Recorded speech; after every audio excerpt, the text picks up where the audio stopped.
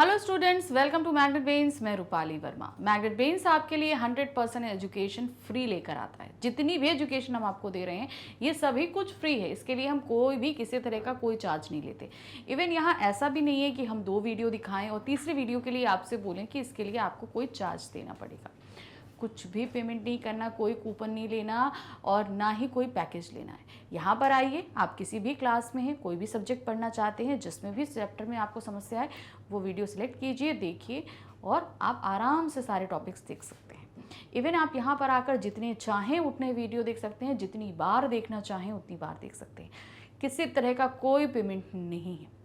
ये सारे ही video free आपको जो मिल रहे हैं ये यूट्यूब पे मिल रहे हैं, साथ ही साथ हमारी वेबसाइट magnetbrains.com पे मिल रहे हैं और हमारे ऐप जिसे आप जो है प्ले स्टोर से डाउनलोड कर सकते हैं। हर जगह, तीनों में से आप किसी भी जगह जाएंगे आपको फ्री वीडियो ही देखने के लिए मिलेंगे। इसके लिए आपको कोई पेमेंट नहीं करना।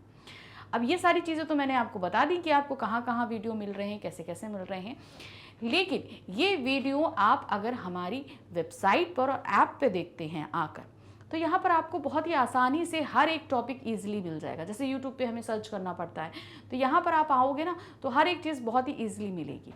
यहाँ पर आते ही आपको सबसे पहले अपना मीडियम सेलेक्ट करना है कि आप हिंदी मीडियम हो या इंग्लिश मीडियम हो। जैसे ही आपने सेलेक्ट किया आपके सारे क्लासेस सामने हैं, आप अपना क्लास सेलेक्ट करो। क्लास सेलेक्ट करते ही आपके सामने आपके सब्जेक्ट और बुक आ गए। आप अपनी बुक सेलेक्ट करो। बुक सेलेक्ट कर जैसे ही आपने किया उस बुक में जितने भी चैप्टर हैं वो आपके सामने हैं। जो चैप्टर आप पढ़ना चाहते हो उसे क्लिक करिए। क्लिक करते ही उसके अंदर जितने भी अलग अलग टॉपिक हैं सबके अलग अलग वीडियो बने हैं, उनको आप आराम से देख लो। पूरा डिटेल एक्सप्लेनेशन हमने चैप्टर का पढ़ लिया।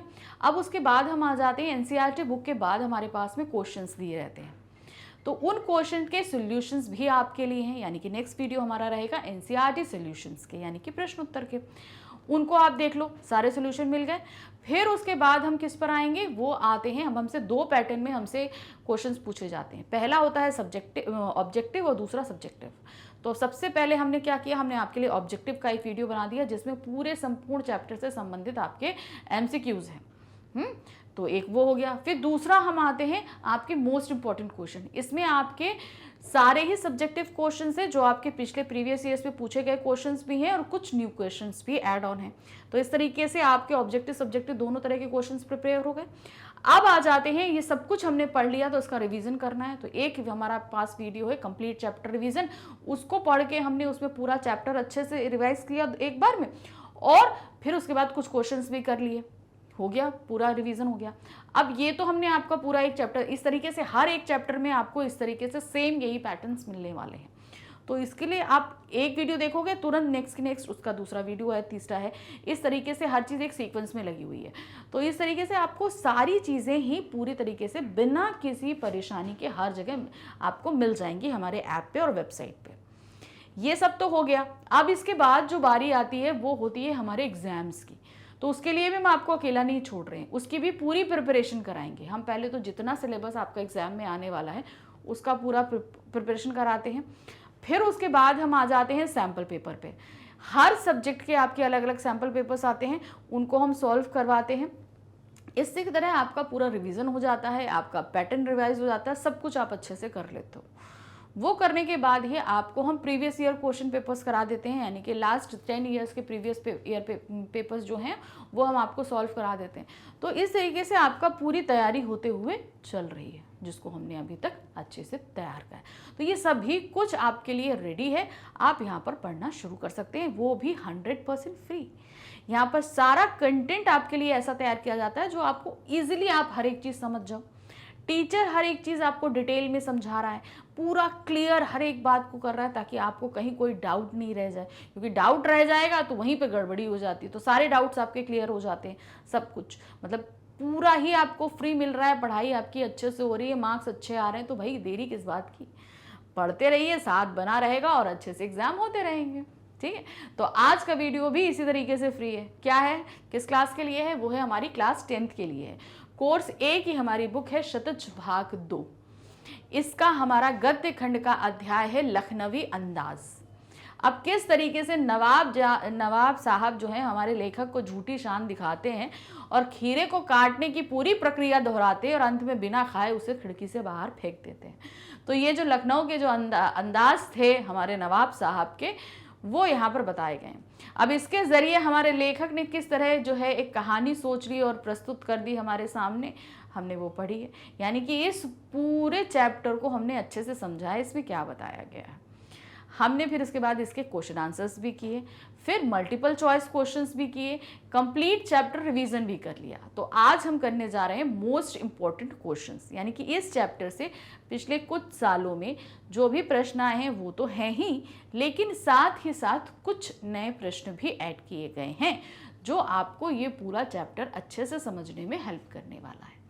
ठीक है, तो शुरू करें।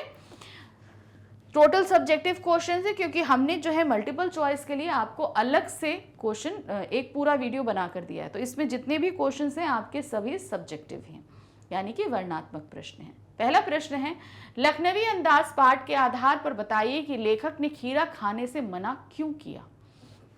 अब क्या है, जब लेखक हमारे डिब्बे में आए तो हमारे नवाब साहब ने ज़्यादा जो है उनको तवज्जो नहीं दी, जैसे देख कर भी अनदेखा कर दिया, उनका रिस्पांस अच्छा नहीं था। तो ये बात लेखक को अच्छी नहीं लगी। बाद में भाई वो बात करते हैं, खीरा भी ऑफ़र करते हैं, तो हमारे लेखक भी जो है अपनी शान बनाए रखने के लिए खीरा खाने को मना कर देते हैं। तो देखिए क्या है, लेखक नवाब साहब के अकस्मात हुए भाव परिवर्तन को स्वीकार नहीं कर पाया। भाई पहले जब हम आए थे तब तो आपने हमें कुछ रिस्पॉन्स ही नहीं दिया, भाई हम आए तो कुछ तो रिस्पॉन्स देना चाहिए, आपने नहीं दिया। फिर एकदम से आपने अपना भाव परिवर्तित किया और आप हमें खीरा ऑफर कर रहे हैं। उन्हें लगा कि वे लेखक की मामूली आदमी समझ रहे हैं, इसीलिए अपने स्वाभिमान की रक्षा करते हुए लेखक ने नवाब साहब के खीरा खाने के आग्रह को पहले अस्वीकार कर दिया था। इसीलिए बाद में अनुकूल परिस्थितियां तथा खीरा खाने की इच्छा होते हुए भी लेखक ने आत्मसम्मान में नवाब साहब के आग्रह को दोबारा नकार या ठुकरा दिया। भाई पहले तो उनको बहुत आहत लगा कि भाई तुम हमारे साथ अच्छा बिहेव नहीं करो, तुम तुम्हारा खीरा क्यों खाएं, तो उन्होंने इस ऑफर को ठुकरा दिया था। बाद में थोड़ा बातचीत हुई तो फिर से वो ऑफर करते हैं, तो वो फिर से क्योंकि एक बार मना कर चुके हैं तो दोबारा कैसे वो खा सकते हैं, तो दोबारा भी उन्होंने अपने आत्मसम्मान को बचाए रखने के लिए उस खीरा को खाने से मना कर दिया था। प्रश्न संख्या 2 है, लखनवी अंदाज रचना में नवाब साहब की सनक को आप कहां तक उचित ठहराएंगे और क्यों। अब यहाँ पर जो उनकी सनक थी कि मतलब भाई खीरा उन्होंने काटा, इतने बढ़िया से धोया, छीला, सर रगड़ा और सारी प्रक्रिया अपनाई, नमक मिर्च करा, और बाद में उसको सूंघे उन्होंने फेंक दिया। तो इसको क्या बोलेंगे, इस सनक को, इन सनक को बोलेंगे जो है झूठा, अपनी शान का दिखावा जिसको बोलते हैं, वो ये कर रहे थे। लखनवी अंदाज पाठ में नवाब साहब की अपनी नवाबी शान और रईसी का झूठा दिखावा करने की सनक कतई उचित नहीं है, क्योंकि दूसरों को नीचा दिखाना मानवोचित आचरण नहीं कहा जा सकता। अब यहाँ पर ये क्या कर रहे थे, हमारे लेखक को नीचा दिखाने की कोशिश कर रहे थे। तो ये एकदम सही तरीका नहीं है कि हम बोले कि नहीं हम बहुत ज़्यादा रईस हैं, बहुत ज़्यादा अच्छे हैं, तो इस वजह से जो है हम दूसरे की बेइज्जती करें। ये तो अच्छी बात नहीं होती ना कि हम दूसरे को नीचा दिखाएं। पहले नवाब साहब ने अकेले डिब्बे में खीरे खाने के लिए खरीदे थे, किंतु लेखक को सामने देखकर अपनी नवाबी शान का दिखावा करने के लिए सनक में उन्होंने खीरे खाए बिना ही खिड़की से बाहर फेंक दिए। कि पहले तो भाई आप अकेले थे तो आपने खीरे क्यों खरीदे, अगर आपको खाना नहीं था तो खरीदना नहीं था। बेसिकली यही ना कि अगर आपको नहीं खाना था, आपके पेट में दिक्कत थी, आपकी इच्छा नहीं थी, तो आपको खरीदना नहीं चाहिए था, लेकिन आपने खरीदा क्यों, क्योंकि उस समय आप अकेले थे, तो आपने खरीद लिया कि हम भाई अकेले बैठ के खा लेंगे, क्योंकि खीरा एक बहुत ही मामूली सी चीज़ मानी जाती है और वो ठहरे नवाब साहब। अब वो इतने नवाब साहब होते हुए खीरा खरीदा और वो उनको खाते हुए कोई दूसरा देख ले, ये उनको मंजूर नहीं था, इसलिए उन्होंने खरीदा और अपनी शान दिखाने के लिए उस खीरे को फेंक दिया। तो यहाँ पर वो हमारे लेखक को एक जो है आम आदमी समझकर ये काम कर रहे थे और उसको नीचा दिखाना चाहते थे। तो इस तरह का दिखावा कहीं भी किसी भी व्यवहार से अच्छा नहीं माना जाता है।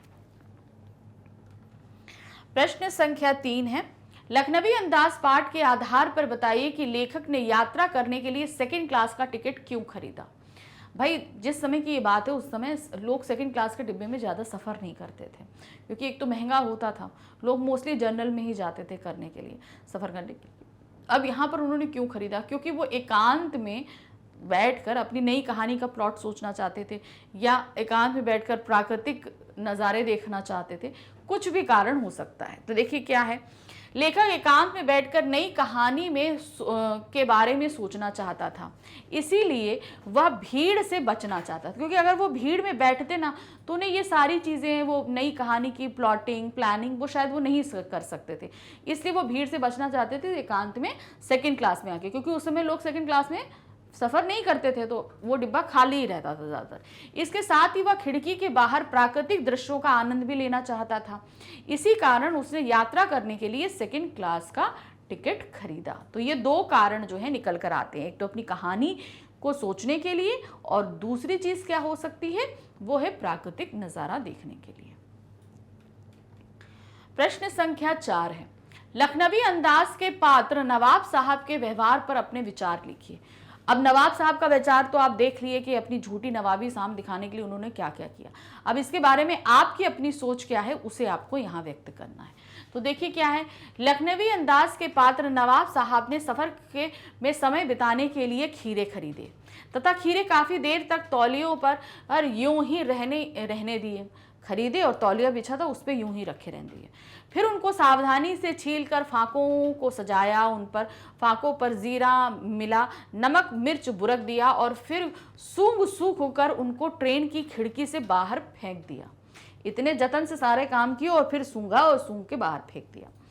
हमारा विचार है कि उनका यह व्यवहार उनकी नजाकता और लखनवी संस्कृति के साथ ही उनकी जीवन शैली की कृत्रिमता और दिखावे को भी प्रदर्शित करता है। तो उनकी नज़ाकत दिखा रहा है कि हर एक चीज़ को बहुत ही वो सिस्टमैटिक ढंग से करते हैं, ये चीज़ है।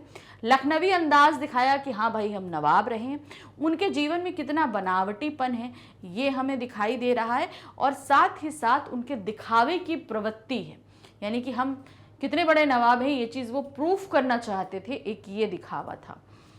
यह उनकी खानदानी रईसी दिखाने का तरीका था कि हाँ हम भाई बहुत रईस हैं, ये चीज़ उनके दिखाने का तरीका था। नवाब साहब सामंती वर्ग के प्रतीक हैं जो आज भी अपनी झूठी शान बनाए रखना चाहता। सामंती वर्ग वो जो पहले लोगों पर शासन किया करते थे, होते थे पहले राजा महाराजा होते थे, तो उनके अंडर पे जो है ना बहुत से ऐसे लोग होते थे जिन्हें सामंत घोषित किया जाता था, जो एक दो गांवों के अंडर उनके अंदर रहते थे, जिनके ऊपर वो काम करते थे। तो अब ये क्या है, वो सामंती, अब जब देश आज़ाद हो गया तो वो सारे अप्रभुत्व खत्म हो गया, लेकिन उस शान को बनाए रखने के लिए ऐसे बहुत से काम किए जाने लगे थे। प्रश्न संख्या 5 है, खीरा काटने में नवाब साहब की विशेषज्ञता का चित्रण अपने शब्दों में कीजिए। अब खीरे को उन्होंने कितने अच्छे से धोया, उसको तौलिए पे रखा, फिर उसको गर्दन काटी, घिसा, छील के बढ़िया फाके काटी, फाँक के उसमें नमक मिर्च जो है बुरका पूरा, और इतना सलीका, पूरा सलीका उन्होंने दिखाया। जो प्रोसीजर एक खीरे को काटने को होता है वो सारा प्रोसीजर उन्होंने निभाया था। नवाब साहब ने खीरों को अच्छी तरह से धोया और पोंछ कर तौलियों पर रखा।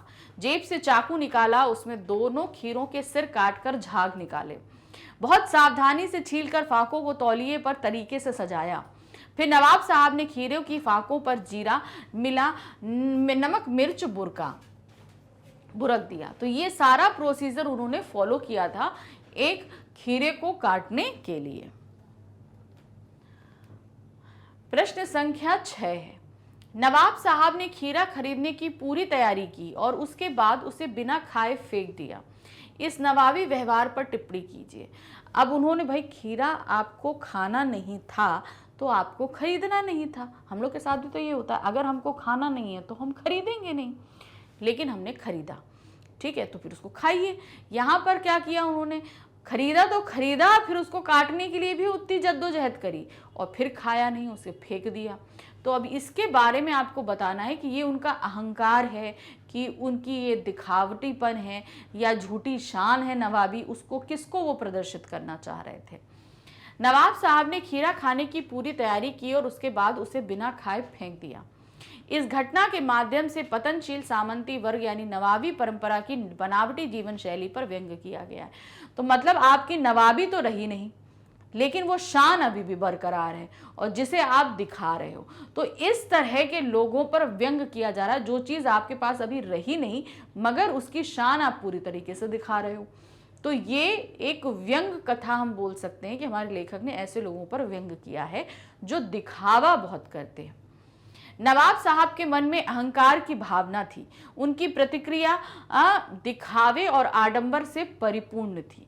इस घटना के माध्यम से नवाब साहब स्वयं को खानदानी तहजीब, नफासत और नजाकत आदि आडंबरपूर्ण सामंती वर्ग के प्रतिनिधि के रूप में प्रस्तुत करते हैं कि मतलब मैं इतना अमीर हूँ, ये सारी चीज़ें हैं जो एक दिखावा है। माना कि अब आपके पास उतना ज़मीन जायदाद नहीं रही, लेकिन अभी भी वो दिखाने की जो प्रवृत्ति है वो शो करना नहीं भूले थे, इसीलिए वो यहाँ पर इस तरीके से इसे प्रदर्शित कर रहे थे। प्रश्न संख्या 7 है, यद्यपि लेखक के मुंह में पानी भर आया फिर भी उसने खीरा खाने से इनकार कर दिया। कारण था अपने आत्मसम्मान को बचाए रखना, क्योंकि भाई जब हमारे लेखक आए तो उन्होंने इतना रिस्पॉन्स अच्छा दिया नहीं, तो हमारे लेखक जब उन्होंने ऑफर किया तो इन्होंने आत्मसम्मान बचाए रखने के लिए खीरा खाने के लिए मना कर दिया। लेकिन बाद में उनको खीरा देख के मन में मुंह में पानी आ रहा था कि हाँ भाई खीरा बहुत अच्छा है, लजीज है, पानी आ रहा, लेकिन दोबारा फिर नवाब साहब पूछते हैं, लेकिन हमारे लेखक तब भी मना कर देते। कारण है क्योंकि भाई जब हम एक बार मना कर चुके हैं तो दूसरी बार अपने आत्मसम्मान को हम गंवाएंगे थोड़ी ना। तो उस आत्मसम्मान को बनाए रखने के लिए भी मुंह में पानी आते हुए भी हमारे लेखक ने खीरा खाने के लिए मना कर दिया था। नवाब साहब ने बहुत करीने से खीरे की फांकों पर जीरा मिले नमक और लाल मिर्च को खूब बुरका दी। नमक मिर्च छिड़क दिए जाने से ताजे खीरे में पनियाहत फांके देखकर लेखक के मुंह में पानी आ गया। जब खीरा होता है उसकी टेंडेंसी ऐसे भी पानी वाली होती है, और जब हम नमक छिड़क देते हैं तो वो और बहुत लजीज हो जाता है। तो वो देख के हमारे लेखक के मुंह में पानी आने लगा। वह उसे खाने के लिए उत्सुक था, परंतु वह नवाब साहब को पहले ही मना कर चुका था। अतः वे अपने इंकार को बनाए रखने के लिए या आत्मसम्मान को बचाए रखने के लिए खीरे खाने को राजी नहीं हो सकते थे। भाई एक बार जब हम मना कर चुके हैं तो भी अब हम क्यों हम करें, इससे हम अपने आत्मसम्मान के साथ कॉम्प्रोमाइज करेंगे। तो हमने वो कॉम्प्रोमाइज नहीं करना चाहा और उन्होंने मना कर दिया कि भाई हम नहीं खाएंगे। प्रश्न संख्या 8 है, लेखक नवाब साहब के जबड़ों के स्फुरण को देखकर क्या अनुभव कर रहे थे। अपने सामने खीरों को देखकर मुंह में पानी आने पर भी उन्हें खीरे खाने के लिए नवाब साहब के अनुरोध को अस्वीकृत क्यों कर दिया। अब इसका कारण देखिए क्या है। स्फुरण का मतलब है मुंह में पानी, लार आना ना। जब कोई चीज़ हमें टेस्टी लगती है तो हमारे मुंह में अपने आप लार आ जाती है, आ जाता है ना, उसे पानी का स्फुरण हिंदी में बोलते हैं। तो वो लार आने के बावजूद भी जो उन्होंने मना किया था, क्या था देखिए। लेखक नवाब साहब के जबड़ों के स्फुरण से यह जान गया कि नवाब साहब खीरा खाने को लालायित हो रहे हैं। तो अब सिर्फ हमारे लेखक ही के मुंह में पानी नहीं आया था, उस खीरे को देखकर हमारे नवाब साहब के भी जबड़ों में पानी आया था, लार आया था। वो भी उस खीरे को खाना चाहते थे। अगर अब यहाँ पर एक सिचुएशन ये हो सकती थी, देखो, अगर हमारे लेखक खा लेते खीरा, क्योंकि उनसे 2 बार हमारे नवाब साहब ने पूछा, अगर हमारे लेखक खाने को तैयार हो जाते और एक खीरे की फांक लेकर वो खा लेते तो शायद नवाब साहब भी खा लेते, मगर हमारे लेखक ने मना कर दिया, इसलिए उनका अहंकार और जाग गया कि भाई हम तो नहीं खाएंगे। जब एक इतना आम आदमी नहीं खा सकता तो मैं नवाब होते हुए कैसे खा सकता हूँ। तो वो जो एक झूठी शान थी उसको बरकरार रखने के लिए उनके मुंह में पानी आया, तब भी उन्होंने खीरे को बगैर खाए फेंक दिया। नवाब साहब खीरा खाने को ललायित हो रहे हैं। लेखक नवाब साहब की असलियत भांप चुका था। लेखक खीरा खाने को पहले मना कर चुका था, इसलिए मुंह में पानी आने पर भी आत्मसम्मान की खातिर खीरा नहीं खाया। तो यहाँ पर दोनों के मुंह में पानी था, लेकिन दोनों ने ही खीरा नहीं खाया। लेखक की वजह अलग थी, अपने आत्मसम्मान को बचाए रखने के लिए उन्होंने नहीं खाया, और नवाब साहब ने अपनी झूठी नवाबी शान को दिखाने के लिए खीरा नहीं खाया। दोनों के मन में था कि खीरा खाया जाए, लेकिन उन्होंने नहीं खाया। प्रश्न संख्या 9 है, लखनवी अंदाज कहानी के शीर्षक की सार्थकता पर संक्षेप में प्रकाश डालिए।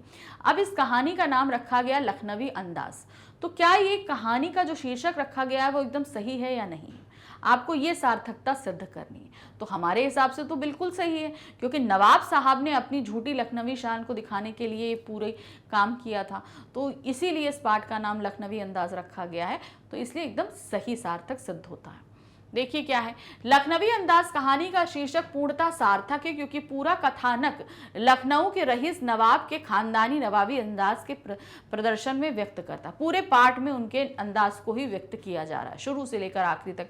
जब हमारे लेखक वहां पहुंचे थे और आखिरी में जब वो खीरा वीरा छीलने और फेंकने के बाद जो इतना थक जाते हैं और थक के जो लेट जाते हैं और डकार आती है, वो सारी चीजें जो हैं वो उनके झूठी दिखावे को ही प्रदर्शित कर रही थी।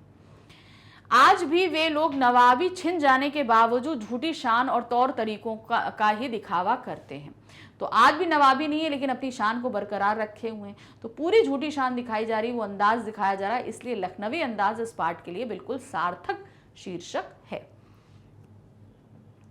प्रश्न संख्या 10 है, लखनवी अंदाज पाठ के अनुसार बताइए कि नवाब साहब ने खीरे किस उद्देश्य से खरीदे थे, वे कितने खीरे थे, और लेखक के उस डिब्बे में दाखिल होते समय वे किस स्थिति में रखे थे।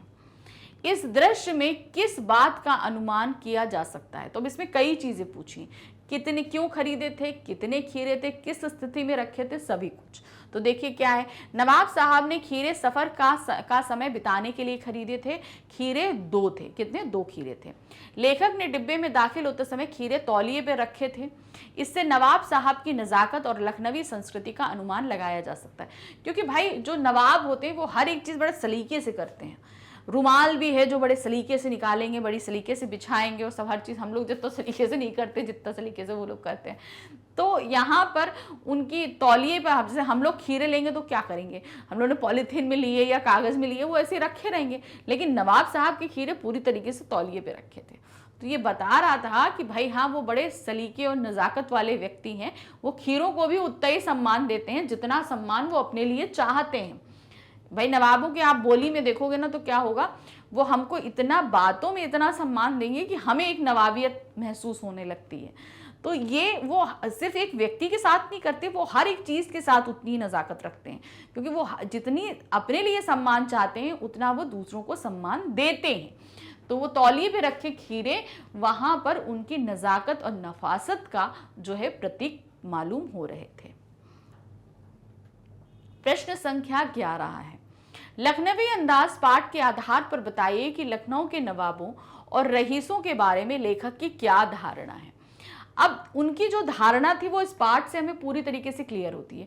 वो उनके ऊपर व्यंग कर रहे हैं इस पाठ के माध्यम से कि भाई अब आपके पास वो नवाबों वाली चीज नहीं रही, आपकी नवाबी छिन गई है, लेकिन तब भी आपने वो नवाबी शान और शौकत बरकरार रखी है। इस बात पर उन्होंने व्यंग किया, और उस शान शौकत को बनाए रखने के लिए आप झूठा दिखावा करने से भी परहेज नहीं करते हैं, वो भी आप बहुत अच्छे से दिखाते हैं। तो ये चीज पर ही उन्होंने पूरी तरीके से व्यंग किया है कि नवाबी चली गई पर नवाबी अंदाज नहीं किया, वो दिखावे का तरीका नहीं गया। लखनऊ के नवाबों और रईसों के बारे में लेखक की धारणा व्यंग्यपूर्ण और नकारात्मक थी। वह उनकी जीवन शैली की कृत्रिमता, यानी कि जो बनावटीपन है, कृत्रिमता का मतलब होता है बनावटीपन, आर्टिफिशियल कृत्रिमता को, दिखावे को पसंद नहीं करते। तो जो वो है नहीं, वो चीज प्रदर्शित करना चाह रहे हैं, तो वो बनावटी है, तो वो हमारे लेखक को बिल्कुल भी पसंद नहीं है। उसने आरंभ से ही डिब्बे में बैठे सज्जन को नवाबी नस्ल का सफेद पोश कहा था। अब उन्होंने ये वहां पर कहीं मेंशन नहीं कि वो नवाब थे या नहीं थे। वो जैसे ही उस डिब्बे में दाखिल हुए, वहां बैठने के तरीके, सलीके, दिखावे, उस सब से उन्होंने अंदाजा लगा लिया कि ये एक नवाबी नस्ल के सफेद पोश व्यक्ति हैं। ये चीज उन्होंने शुरू से, उन्हें नवाब साहब नहीं बोला, उन्होंने इसी नाम से उन्हें संबोधित किया है। तो ये हमेशा उन नवाबों के लिए वो व्यंग कर रहे हैं जो अपनी झूठी शान को अभी भी बरकरार रखे हैं। प्रश्न संख्या 12 है, क्या दिया है, नवाब साहब का कैसा भाव परिवर्तन लेखक को अच्छा नहीं लगा और क्यों। अब क्या भाव परिवर्तन था, पहले जब आए तो पहले तो उन्होंने कुछ नहीं किया, कोई रिस्पॉन्स नहीं था, किसी तरीके का नहीं था, लेकिन बाद में एक बैग उनका भाव प्रदर्शन हुआ और उन्होंने खीरा खाने के लिए ऑफर कर दिया कि हाँ लीजिए खीरा खाइए। तो इस तरह का भाव प्रदर्शन, उनको परिवर्तन जो है वो उन्हें अच्छा नहीं लगा था। क्या है? लेखक को डिब्बे में आया देख नवाब साहब ने असंतोष, संकोच तथा बेरुखी दिखाई। कि ऐसा उन्होंने प्रदर्शित किया कि लेखक का आना नवाब साहब की एकांत में, उनकी सहूलियत में कहीं खलल था। तो इसलिए उनको नवाब साहब को देखकर ऐसा लग रहा था कि लेखक का आना उन्हें बिल्कुल भी पसंद नहीं आया था। लेकिन थोड़ी देर बाद उन्हें अभिवादन कर खीरा खाने के लिए आमंत्रित किया। अब लेखक हमारे उन्हीं की सीट के आगे बैठ गए, सामने बैठ गए। अब चूंकि जब आप आए थे और आपने किसी तरह का रिस्पॉन्स नहीं दिया, कुछ नहीं किया, और थोड़ी देर बाद ही आप हाय हेलो कर रहे हो और ऑफर कर रहे हो कि भाई खीरा खा लो। लेखक को नवाब साहब का भाव परिवर्तन अच्छा नहीं लगा, क्योंकि अभिवादन सदा मिलते समय होता है। अब हम किसी से हम हेलो बोलेंगे तो क्या होगा, जैसे ही हम उससे मिलेंगे तुरंत बोलेंगे। अब मिलने के बाद हम 5-7 मिनट बैठ जाएं और उसके बाद हेलो बोलें, तो ये क्या सही है? बिल्कुल भी सही नहीं है। तो यही काम नवाब साहब ने किया था। भाई आपको अगर हमारा आना इतना अच्छा लगा तो जब आए थे तो आपको हेलो बोलना चाहिए था, तब तो आपने नहीं बोला। मैं बैठ गया, उसके बाद थोड़ी देर बाद आप बोल रहे हो, अभिवादन कर रहे हो, हेलो नमस्ते हाय ये सब कर रहे हो। पहले अनदेखा करना और थोड़ी देर बाद अभिवादन और औचित्यहीन है, यानी कि पहले अनदेखा कर देना और बाद में हेलो बोलना, तो ये अच्छा नहीं है। लेखक को लगा कि नवाब साहब शराफत और भ्रम जाल बनाए रखने के लिए उन्हें मामूली व्यक्ति की हरकत से लथेड़ लेना चाहते थे। कहने का मतलब था वो हमारे जो लेखक हैं उनको एक मामूली व्यक्ति समझ रहे थे और अपने आप को एक नवाब समझ रहे थे। तो वहां पर हमारे लेखक को कहीं ना कहीं वो नीचा दिखाने का प्रयत्न कर रहे थे, इसलिए उन्होंने इस तरीके से बात की थी और इस तरीके से रिएक्शन किया था। पहले अभिवादन नहीं किया और बाद में अभिवादन करके वो खीरा ऑफर करते हैं। प्रश्न संख्या 13 है, डिब्बा अनुमान के प्रतिकूल निर्जन क्यों नहीं था? अब क्या है, हमारे लेखन जब स्टेशन पे पहुंचे तो उन्होंने सेकंड क्लास का टिकट लिया कि वो इत्मीनान से, क्योंकि सेकंड क्लास में ज़्यादा कोई होता नहीं है, हमेशा खाली पड़ा रहता है, इसी अनुमान से उन्होंने टिकट लिया कि वो इत्मीनान से बैठकर नई कहानी का प्लॉट सोचेंगे और प्राकृतिक नज़ारे लेते हुए वो कहानी सोचकर अपना लिखेंगे। लेकिन अब वो टिकट लेकर जब वहाँ डिब्बे में पहुंचे तो उन्होंने ये अनुमान लगाया था कि कोई नहीं होगा, निर्जन होगा मतलब वहाँ पर कोई नहीं होगा। लेकिन जब वहाँ पहुंचे तो देखा था एक नवाब साहब बैठे हुए हैं, तो ये उनकी आशा के विपरीत था। जब लेखक रेलवे स्टेशन पहुंचा तो उस समय गाड़ी छूट रही थी। लेखक सेकंड क्लास के डिब्बे को खाली समझकर दौड़कर उसमें चढ़ गया कि भाई खाली है, चलो मैं यहाँ बैठ जाता हूँ जाके, क्योंकि सेकंड क्लास के डिब्बे के महंगे टिकट के कारण कम ही यात्री बैठते थे। टिकट बहुत महंगा होता था इसलिए ज़्यादा लोग वहाँ बैठते नहीं थे।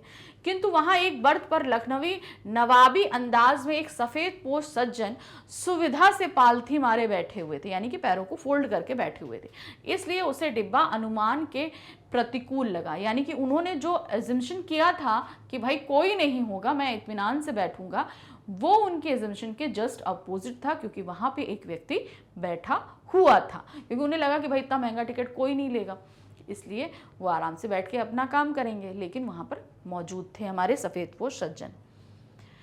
प्रश्न संख्या 14 है, नवाब साहब ने अकेले डिब्बे में समय काटने के लिए क्या किया था? लेखक ने उस डिब्बे में आ जाने से नवाब साहब को क्या परेशानी थी? उन्होंने अकेले समय काटने के लिए 2 खीरे खरीदे थे, लेकिन अब वो खीरे को खाना भी चाहते थे, लेकिन हमारे लेखक के आ जाने के बाद उनको परेशानी हुई। उन्होंने बोला कि भाई इतना नवाब आदमी जो है इतनी मामूली सी चीज़ खीरा खाएगा, इसलिए वो लेखक के आने से थोड़ा सा परेशान हो गए थे। नवाब साहब ने अकेले समय काटने के लिए 2 ताजे खीरे खरीदे थे, जिन्हें अकेले में खाकर वह अपना समय काट सकें। लेखक के उस डिब्बे में घुस जाने से अब नवाब साहब को यह परेशानी हो रही थी कि वह किसी सफेद पोश के सामने उन अपदार्थ खीरों को किस प्रकार खाए। यानी कि वो अपदार्थ का मतलब है कि वो बहुत मामूली चीज है और वो एक नवाब होते हुए एक नॉर्मल इंसान के सामने ये मामूली चीज कैसे खा सकते हैं, ये उनकी परेशानी का कारण था। तो ये इसीलिए उन्होंने क्या किया था, इसको बचाए रखने के लिए उन्होंने उन खीरों को फेंक दिया था। तो ये था उनके, हमारे लेखक के आ जाने के कारण उनकी परेशानी का कारण। नेक्स्ट है प्रश्न संख्या 15, हमने भी उनके सामने की बर्थ पर बैठकर आत्मसम्मान से आंखें चुरा ली। इस वाक्य में किस आत्मसम्मान की बात कही जा रही है? बात यह है कि जब हमारे लेखक सेकंड क्लास के डिब्बे में चढ़े तो हमारे नवाब साहब को ये चीज़ अच्छी नहीं लगी। उन्होंने बिल्कुल भी जैसे लगा कि कोई आदमी आया ही नहीं, एकदम नेग्लेक्ट करने वाली बात ऐसे उन्होंने सामने शो करी। अब क्या हुआ कि भाई अब हमारे लेखक को भी आहत हुआ कि भाई कोई व्यक्ति ने अभिवादन नहीं किया, तो उन्होंने भी, हमारे लेखक भी कम नहीं थे, वो उन्हीं के सामने वाली बर्थ पे जाकर बैठ गए और उनसे आंखें चुरा ली, उनसे आंखें नहीं मिलाई। तो यहाँ पर भाई हम भी किसी से कम नहीं, नवाब साहब बोल रहे हैं हम किसी से कम नहीं, हम कैसे एक नॉर्मल इंसान को अभिवादन करें। तो हमारे लेखक भी बोले भाई हम भी कम नहीं है, हमने भी अपना आत्मसम्मान बचाया और उन्हीं के सामने वाली सीट पर जाके हम बैठ गए। जब लेखक रेल के सेकंड क्लास के डिब्बे में चढ़ा तो उसने नवाब साहब को वो पालथी मारे बैठे हुए देखा। लेखक को महसूस हुआ कि उनके अचानक इस डिब्बे में आ जाने से नवाब साहब की आंखों में एकांत चिंतन में विघ्न का असंतोष दिखाई दे रहा है, यानी उनकी प्राइवेसी में किसी ने खलल डाल दिया, ये चीज समझ में आ रहा था। लेखक को भी अपना आत्मसम्मान बहुत प्यारा था, इसलिए उसने भी अपनी ओर से नवाब साहब से परिचय पाने का कोई उत्साह नहीं दिखाया। मतलब जाके उन्हीं की सीट के सामने बैठे, भाई तुमने हेलो नहीं बोला तो हमने भी आपका परिचय नहीं लिया, आप कौन, हम भी खामखा, आप भी खामखा, हमने भी नहीं लिया भाई परिचय। तो इस तरीके से क्या हुआ कि भाई आप हमें अगर तवज्जो नहीं दे रहे हो तो हम भी आपसे बात नहीं करेंगे। तो इस तरीके हमारे लेखक सामने बैठे और उन्होंने भी उनसे कोई बात नहीं करी। प्रश्न संख्या 16 है, लेखक ने नवाब साहब को सेकंड क्लास के डिब्बे में बैठा देखकर क्या सोचा। अब लेखक ने जो है नवाब साहब को जब डिब्बे में बैठे देखा तो उन्होंने क्या सोचा। देखिए क्या, लेखक ने जब सेकंड क्लास के उस डिब्बे में नवाब साहब को बैठे देखा तो उसे महसूस हुआ कि नवाब साहब भी शायद उसकी तरह एकांत में बैठकर यात्रा करते हुए अपना समय काटना चाहते होंगे और लेखक के उस डिब्बे में आते देखकर उन्हें अपने एकांत में खलल यानी विघ्न पड़ता दिखाई दिया। अब जैसे हमारे लेखक हैं, हमारे लेखक वहाँ सेकेंड क्लास में क्यों आए थे, क्योंकि वो एकांत में बैठकर अपने लिए कहानी सोचना चाहते थे और चुपचाप जो है सफ़र करना चाहते थे, पूरा नेचर का पूरा दर्शन करते हुए प्राकृतिक दृश्यों का। अब यही सोचकर वो गए थे। अब यही उन्होंने जब वहाँ पर नवाब साहब को देखा तो उन्होंने सोचा कि शायद हमारे नवाब साहब भी एकांत में बैठकर सफ़र करना चाहते होंगे, इसीलिए उन्होंने भी सेकेंड क्लास का टिकट लिया होगा। उनके विचार से नवाब साहब इस बात से भी परेशान होंगे कि लेखक के रूप में कोई सफ़ेद पोश उन्हें सेकेंड क्लास के डिब्बे में बैठकर खीरे खाते हुए देख लेगा। अब यहाँ पर वो एक नवाब थे, वो भी एकांत में बैठना चाहते थे, हमारे लेखक भी एकांत में बैठना चाहते थे। अब क्या हुआ, जो नवाब साहब है उनके एकांत में खलल डाला हमारे लेखक ने। अब वहाँ पर वो क्या है, अब वो नवाब होते हुए छोटी सी वस्तु खीरा खा के अपना समय काटना चाहते थे, लेकिन अब चूंकि हमारे लेखक पहुँच गए तो अब वो एक इतने नवाब होते हुए उनके सामने खीरा कैसे खा सकते थे, तो ये काम नहीं कर सकते थे। तो इसीलिए लेखक के आने पर हमारे नवाब साहब को अच्छा नहीं लगा था जब वो डिब्बे में आए थे। तो समझ में आ गया ना कि सेकंड क्लास के डिब्बे में हमारे नवाब साहब सिर्फ जो है वहाँ इत्मीनान से एकांत में बैठकर खीरा खाना चाहते थे, इसलिए वो सेकंड क्लास में सफ़र कर रहे थे। प्रश्न संख्या 17 है, नवाब साहब की असुविधा और संकोच के क्या कारण रहे होंगे। अब उनको हमारे लेखक के आने में क्या सुविधा हुई और क्या संकोच था, ये दोनों चीज़ें आपको बतानी। तो इसे देखिए हमने पॉइंट्स में दिया है। नवाब साहब की असुविधा एवं संकोच के निम्न कारण रहे होंगे। नवाब साहब के सामने तौलिए पर 2 खीरे रखे थे, हो सकता है लेखक के कारण खीरे जैसी अपदार्थ वस्तु का शौक करते देखने जाने से संकोच होगा। तो संकोच उनको क्या था कि खीरा एक मामूली चीज़ जो है वो एक नवाब खा रहा है, इस बात को उनको संकोच होगा कि एक मामूली व्यक्ति के सामने हम इतनी मामूली चीज़ एक नवाब कैसे खा सकता है, इस बात का संकोच रहा होगा।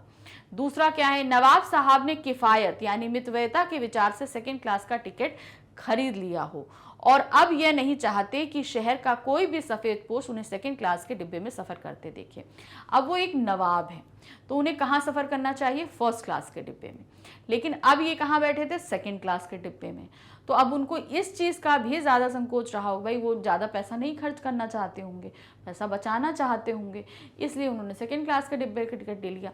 अब उन्हें ही लगे कि भाई मुझे कोई यहाँ पर देख ले कि एक नवाब होते हुए ये सेकंड क्लास के डिब्बे में सफ़र कर रहे हैं और वो भी खीरा खा रहे हैं, तो ये एक बहुत ही तुच्छ बात हो जाएगी, इसलिए वो उनके संकोच का कारण रहा होगा। प्रश्न संख्या 18 है, शुक्रिया, इस वक्त तलब महसूस नहीं हो रही है, मेदा भी ज़रा कमज़ोर है, किबला शौक फरमाएं। वाक्य में किस भाषा की शब्दावली प्रयुक्त हुई है और क्यों? इसमें क्या है, एक तो नवाबी भाषा है और उर्दू शब्दावली है, यानी उसमें उर्दू शब्द जैसे किबला है, मेदा है, ये सारे शब्द क्या है, ये उर्दू हैं। तो देखिए क्या है, प्रस्तुत वाक्य में लखनऊ की नवाबी भाषा एवं उर्दू शब्दावली का प्रयोग किया गया है। लेखक ने नवाब साहब को उन्हीं की नवाबी भाषा में उत्तर देने के लिए इस प्रकार की भाषा का प्रयोग किया था। अब चूंकि हमारे सामने नवाब बैठे थे तो उन्होंने भी भाषा उन्हीं के तरीके से, अंदाज से चुनी और उसी में उनको जवाब दिया था। उन्होंने जब खीरा खाने के लिए ऑफर किया नवाब साहब ने, तो उन्होंने, हमारे लेखक ने मना करते समय इस वाक्य का इस्तेमाल किया था। शुक्रिया, इस वक्त तलब महसूस नहीं हो रही है, मैदा भी जरा कमजोर है, किबला शौक फरमाइए, यानी कि आप शौक फरमाइए, आप खाइए, हमारा जो है पेट सही नहीं है, हम नहीं खाएंगे। प्रश्न संख्या 19 है, नवाब साहब ने खीरे में नमक आदि बुरक कर क्या किया? अब उन्होंने पूरा तरीका है, नमक बुरका, उसके बाद सूंघा और उसके बाद एक फांक उठाते, उसको सूंघते और खिड़की से बाहर फेंक देते, फिर दूसरी फांक उठाते, सूंघते और खिड़की से बाहर फेंक देते। यही किया था ना उन्होंने। तो देखिए क्या है, नवाब साहब ने खीरे में जीरा मिला नमक आदि बुरक कर लेखक से खाने के लिए पूछा कि भाई, फिर ऑफर किया कि आप खाइए, किंतु उनके द्वारा विनम्रता पूर्वक मना कर देने पर अब हमारे लेखक ने मना कर दिया बड़े ही सॉफ्टली कि नहीं, हमें किबला आप शौक फरमाइए। नवाब साहब ने अपनी सतृष्णा आंखों से नमक मिर्च के संयोग में चमकती खीरे की फांकों की ओर देखा। सतृष्णा यानी कि जहां हमको बहुत लालसा हो उसके खाने की, और उस प्यासी आंखों से उन्होंने खीरे को देखा। खिड़की के बाहर देखकर उन्हें एक दीर्घ निश्वास लिया। खिड़की के बाहर देखा, पहले खीरों को देखा, फिर बाहर देखा और एक लंबी सांस ली और खीरे की एक फांक उठाकर होठों तक ले गए। फिर खीरे की एक फांक उठाई, होठों तक लाए, फिर उसे सूंघा और खिड़की से बाहर फेंक दिया। क्या था, लेते आए और फांक को सूंघकर खिड़की से बाहर फेंक दिया। तो उन्होंने ये किया था उसमें नमक मिर्च बुरकने के बाद में। प्रश्न संख्या 20 है, नवाब साहब ने खिड़की के बाहर देखकर दीर्घ श्वास क्यों ली होगी? अब हमारे लेखक ने तो मना कर दिया कि हम नहीं खाएंगे, तो अब इन्होंने क्या किया, क्यों उन्होंने खिड़की के बाहर देखकर दीर्घ श्वास ली? क्या होगा कारण? नवाब साहब ने जब खीरों की फांकें बनाकर उन पर जीरा मिला नमक और लाल मिर्च जो है बुरक दिया, तो वह उसे खाने की कल्पना करके ही आनंदित हो उठे, यानी कि अब मैं इतना बढ़िया खीरा जो है वो खाऊंगा, ये सोचकर ही वो बहुत आनंदित हो गए, बहुत खुशी महसूस करने लगे, हाय अब इतना टेस्टी टेस्टी खीरा खाने को मिलेगा। इसके बाद उन्होंने उन फाकों को बड़ी हसरत से देखा कि भाई अब हमारे सामने लेखक मना कर चुके हैं, अब वो एक खाने का जो एहसास था वो पहले ही उन्होंने महसूस किया, इसीलिए उन्होंने बाहर देखकर निश्वास लिया। फिर फाकों को बड़ी हसरत से देखा क्योंकि उन्होंने खाने का मन था मगर खा नहीं पा रहे थे, और डिब्बे की खिड़की के बाहर देखकर लंबी सांस ली, जिससे वह अपने अंदर की सांस को बाहर छोड़कर अपने को तरोताज़ा बना सकें। मतलब अंदर का होता है ना, जब हम बहुत थक जाते, चलो यार अब ये काम हुआ, तो वो एक फ्रस्ट्रेशन की भरी जो एक लंबी सांस होती है हम उसे बाहर छोड़ते हैं, तो वो जो सांस थी उसको ना खा पाने की जो फ्रस्ट्रेशन थी उसके लिए उन्होंने इतनी लंबी सांस ली थी खिड़की के बाहर देख कर कि अब मैं इन खीरों को नहीं खा पाऊंगा। तो हम एक अफसोस भरी सांस भी उसको बोल सकते हैं। अब क्या है, प्रश्न संख्या 21, अचानक ही नवाब साहब ने खीरे की फांकों को खिड़की से बाहर फेंकना क्यों शुरू कर दिया? आखिर उन्होंने क्यों फेंका, ये कारण बताना है। तो देखिए क्या है, जब नवाब साहब ने लेखक से खीरा खाने का आग्रह किया तो लेखक ने खीरा खाने से यह कहकर इनकार कर दिया कि इसे खाने से मैदा यानी कि आमाशय यानी कि पेट कमजोर होता है। अब नवाब साहब ने भी लेखक की बात मानकर खीरे में जीरे नमक मिर्च बुरकी हुई फांकों को नाक के पास ले जाकर सूंघा और इसके स्वाद का काल्पनिक आनंद ले लिया और खाने के स्थान पर उन्हें अपने डिब्बे की खिड़की के बाहर फेंकना शुरू कर दिया।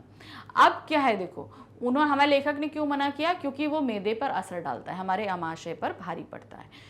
तो भाई जब हमारे लेखक ने मना किया तो उनको भी लगा कि भाई हमारे आमाशय पर भी फर्क डाल सकता है, भाई एक व्यक्ति अगर आमाशय के लिए मना करा तो हम क्यों खा लें, तो इसीलिए उन्होंने सूंघ सूंघ कर सारी फांकों को बाहर फेंक दिया। प्रश्न संख्या है 22, नवाब साहब खीरे खाने की तैयारी और इस्तेमाल से थक कर लेट गए। इस पंक्ति में निहित व्यंग्य स्पष्ट कीजिए। कि मतलब एक हमारे नवाब साहब जो है ना, इतने जोर शोर से सारा काम किया उन्होंने, और चूंकि नवाब साहब जो है वो बहुत ही नाजुक होते हैं, ज़्यादा मेहनत नहीं करते, काम नहीं करते, तो वो ज़रा से काम से ही थक जाते हैं। तो यहाँ पर वो उनकी नज़ाकत और नफासत को लेकर व्यंग किया गया है। तो देखिए क्या है, और साथ में उनकी झूठी शान भी, कि हाँ मैंने इतना बड़ा काम किया, इतना खीरा छीला और फेंक दिया, ये भी एक झूठी शान को प्रदर्शित कर रहे थे। देखिए क्या है, प्रस्तुत पंक्ति के माध्यम से लेखक ने नवाब साहब पर यह व्यंग किया कि नवाब साहब ने पूरे जोर शोर से खीरों को धोया, काटा, झाग निकाला, फाग बनाकर जीरा मिला हुआ नमक और लाल मिर्च बुरकी, परंतु झूठी शान में आकर फाकों को मात्र सूंघ कर ही फेंक दिया और फिर पेट भर जाने की कृत्रिम अभिनय किया। एक तो आपने खाया कुछ नहीं और जबरदस्ती झूठा दिखावा कर रहे हो कि पेट भर गया, इसलिए आपने डकार ले ली। इन सब वास्तविक शारीरिक श्रम एवं काल्पनिक स्वाद लेने के बाद नवाब साहब मानसिक रूप से संतुष्ट दिखाई देने की कोशिश करने लगे। तो जो इत्मीनान से लेटे ना, वो तो अपनी नजाकत नफासत दिखा रहे थे कि नवाब होते हुए मैंने इतना काम किया, इसलिए बात थी, इसलिए थका। और दूसरा, उन्हें ये सब करने के बाद मानसिक सुकून मिल रहा है। मतलब एक होता है ना, दिमाग से जो सुकून मिल रहा है उनको, वो मिला। इस चीज को प्रदर्शित करने के लिए वो इत्मीनान से लेट गए थे। प्रश्न संख्या 23 है, जब नवाब साहब ने खीरा खाया ही नहीं तो उनकी ओर से डकार का शब्द किस प्रकार सुनाई दिया। भाई होता है ना, जब हमारा पेट भर जाता है तब हमें डकार आती है, लेकिन जब उन्होंने कुछ खाया नहीं तो उनको डकार कैसी आई, ये चीज़ थी। तो क्या है, देखिए, जब नवाब साहब ने खीरे की फाकों पर जीरा नमक लगाया, उन पर मिर्च बुरक दी, इसके बाद उन्होंने सूंघ सूंघ कर उन फाकों को एक एक करके अपने डिब्बे की खिड़की से बाहर फेंक दिया, क्योंकि लेखक ने खीरे को स्वास्थ्य के लिए हानिकारक बताया था। खीरे को ना खाने पर भी केवल उन्हें सूंघ लेने से ही नवाब साहब को परम संतुष्टि हो गई थी। इसी कारण खीरा ना खाने पर भी उनकी ओर से डकार का शब्द सुनाई दिया। एक होता है हमारा पेट भर जाता है तो हमको डकार आती है, एक होता है कि हम सिर्फ कल्पना कर लें कि हमारा पेट भर गया और उसकी संतुष्टि हमको हो जाए, तो हमें भरा हुआ सा महसूस होता है पेट। तो उनको वो सारा काम करने के बाद संतुष्टि महसूस हुई थी। उन्होंने अपने आत्मसम्मान को बचाए रखा था कि सामने वाले ने नहीं खाया तो मैंने भी नहीं खाया। तो वो जो एक संतुष्टि थी, उसने उनको पेट भरा होने का एहसास कराया और इसीलिए उनको वो डकार आई होगी। प्रश्न संख्या 24 है, लेखक के ज्ञान चक्षु किस प्रकार खुल गए। अब ज्ञान चक्षु क्यों खुल गए भाई, कारण क्या था कि जब एक पेट भरा, कहते हैं कि जब उन्होंने कुछ खाया नहीं मगर उस डकार से उनको पेट भरे होने का एहसास आया, तो उन्होंने बोला कि बिना किसी हम कहानी, मतलब बिना किसी घटना के भी हम कहानी बना सकते हैं। ये बात उनके दिमाग में आई है। तो देखिए क्या है, जब लेखक ने नवाब साहब को खीरे को सूंघने मात्र से ही अपना पेट भर लेने और परम संतुष्टि पाने के बाद डकार लेते सुना, तो उनके ज्ञान चक्षु यह सोचकर खुल गए कि यह तो बड़े आश्चर्य की बात है कि किसी प्रिय खाद्य वस्तु को बिना खाए ही परम संतुष्टि पाई जा सकती। ऐसी चीज़ जो हमें बहुत पसंद है मगर उसको खाए बगैर भी हमें संतुष्टि प्राप्त हो सकती है और डकार ली जा सकती है। यदि ऐसा है तो फिर पात्र घटना की अनुपस्थिति में भी कहानी भी लिखी जा सकती है। तो कहते हैं ना, किसी भी कहानी को लिखने के लिए हमें एक कैरेक्टर चाहिए, एक घटना चाहिए। तो जब बगैर खाए हमें डकार आ सकती है और संतुष्टि प्राप्त हो सकती है, तो हम ज़रूरी है कि बिना किसी पात्र के और घटना के हम कहानी नहीं लिख सकते। तो इस तरह हम बिना पात्र और घटना के कहानी लिख सकते हैं। यही सोचकर उनके ज्ञान चक्षु खुल गए। अब आते हैं प्रश्न संख्या 25 पे। यह कहानी नवाब साहब के माध्यम से नवाबी परंपरा पर व्यंग्य है, स्पष्ट कीजिए। जाहिर सी बात है, ये कहानी एक नवाब के जरिए जो है पूरी नवाबी जितनी नस्लें हैं उन सभी पर एक तरीके से व्यंग्य किया गया है कि भाई नवाबी चली गई मगर वो शान और शौकत और दिखावा अभी भी उन्होंने बरकरार रखा है। ये चीज बताइए, दिखावा सिर्फ उन्होंने बरकरार रखा हुआ। लेखक ने इस कहानी के माध्यम से समाज के पतनशील सामंती वर्ग और उनकी बनावटी जीवन शैली पर व्यंग्य किया है। मतलब अब वो चीजें आपके पास पैसा नहीं रहा, उतनी प्रॉपर्टी नहीं रही, लेकिन तब भी उसको आप जो दिखावा है उसको आपने अभी भी बरकरार रखा हुआ है। नवाब बनावटी जीवन शैली अपनाने में यकीन करते हैं और इसी में अपना पूरा जीवन बिता देते हैं। जो उनका शान शौकत है उसको हमेशा बरकरार रखना चाहते हैं, चाहे उनके पास दमखम हो चाहे ना हो, और इसको बरकरार रखने के लिए वो कुछ भी कर सकते हैं। उन्हें जीवन के यथार्थ और कड़वी सच्चाई से कोई मतलब नहीं होता। एक्चुअल में क्या चीज़ें हो रही उन्हें उससे मतलब नहीं है, उनके जीवन की क्या सच्चाई नहीं, हमारी नवाबी शान शौकत बनी रहनी चाहिए, इससे उनको बहुत फर्क पड़ता है। ऐसे व्यक्तियों को समाज में कहीं भी देखा जा सकता है, और इस तरह के व्यक्ति आजकल समाज में हर जगह मिलेंगे। आपके पास पैसा हो चाहे ना हो, दिखावा भरपूर होता है। तो ऐसे आपको आजकल सिर्फ नवाब ही नहीं, बहुत से नॉर्मल लोग भी ऐसे मिल जाएंगे आपको। तो इस तरीके से उन्होंने इस पूरी नवाबी जो कौम है, नवाबों पर उन्होंने व्यंग किया है इस कहानी के माध्यम से। तो इस तरीके से ये कहानी, यानी कि ये पूरा पाठ हमने यहाँ ख़त्म किया। ये पाठ हमें जहाँ बहुत ही ज़्यादा व्यंग्य पूर्वक लगा, बहुत चीज़ें हमने इसे सीखी कि हमें दिखावा नहीं करना चाहिए, लोगों का अभिवादन मिलते ही करना चाहिए। ये सारी चीज़ें हमने इस पाठ से सीखी हैं, और पाठ मज़ेदार भी था जब हमने पढ़ा था। आज तो हमने क्वेश्चन सॉल्व किए, लेकिन जब पढ़ा था तो बहुत अच्छा लगा था ना। तो इस तरीके से इस पार्ट को हम अच्छे से समझ चुके हैं, कर चुके हैं, हर तरीके के क्वेश्चन भी कर चुके हैं। तो बिल्कुल तैयार रहिए, ऐसे और भी क्वेश्चंस आ सकते हैं। तो उसके लिए आपका चैप्टर तैयार होना बहुत ज़रूरी है ना। तो चैप्टर तैयार करिए, क्वेश्चन आंसर्स पढ़िए, तो आप आराम से हर तरीके के क्वेश्चंस के आंसर्स को फ्रेम कर लोगे। ठीक है, तो ये चैप्टर तो यहाँ ख़त्म हो गया, लेकिन अभी और भी चैप्टर बाकी है, यानी कि नेक्स्ट चैप्टर के साथ फिर से मिलते हैं। Thank you for watching, bye bye.